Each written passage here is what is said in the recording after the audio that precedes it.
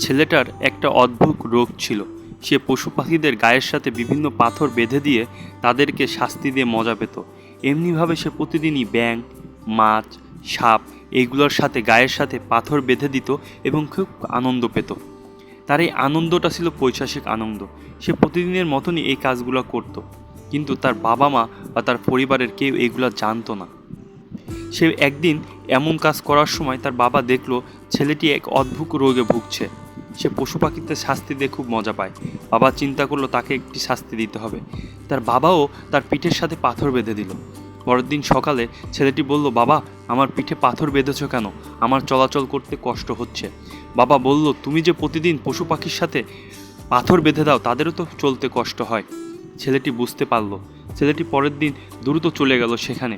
গিয়ে দেখে সে মাছটির সাথে পাথর বেঁধেছিল, সেই মাছটি মারা গেছে এবং ছটফট করছে যে ব্যাঙটির সাথে সে পাথর বেঁধে দিয়েছিল। দুঃখের বিষয়, সাপটি মারা গেছে। সে দেখে খুব কষ্ট পেল এবং তার এখান থেকে উচিত শিক্ষা হলো এবং সে আর কখনো এ কাজ